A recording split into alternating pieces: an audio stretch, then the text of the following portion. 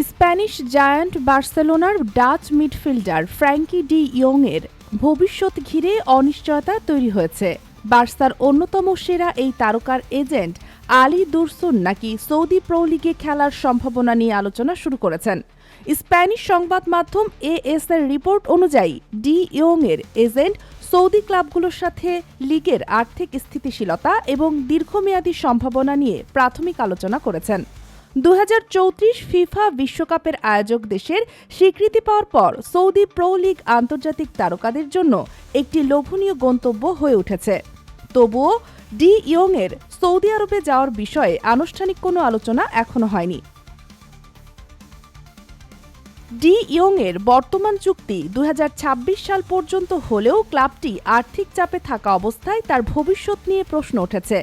Barcelona তার চুক্তি নবায়ন করতে চাইলেও তার বেতন উল্লেখযোগ্যভাবে কমানোর পরিকল্পনা করেছে।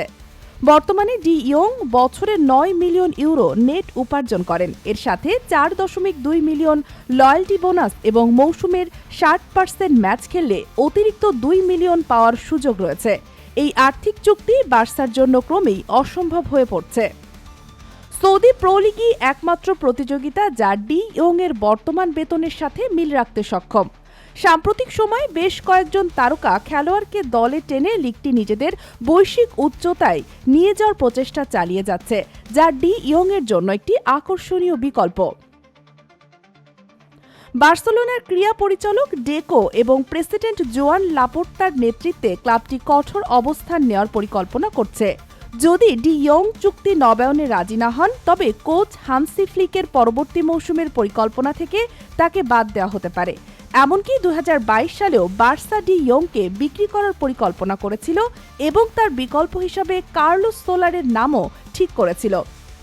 যদি ডি ইয়ং 2026 পর্যন্ত চুক্তি চালিয়ে যেতে চান, তবে ফ্রি ট্রান্সফারে তাকে হারানোর ঝুঁকি নেবে বার্সা, যা ক্লাবের জন্য একটি বড় আর্থিক ক্ষতি হতে পারে। আগামী কয়েক মাসে ডি ইয়ং এর ভবিষ্যৎ নির্ধারিত হবে।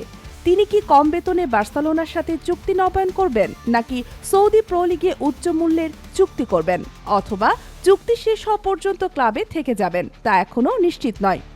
তার ইনজুরি এবং ক্লাবের আর্থিক সীমাবদ্ধতা এই অনিশ্চয়তা আরও বাড়িয়ে দিয়েছে।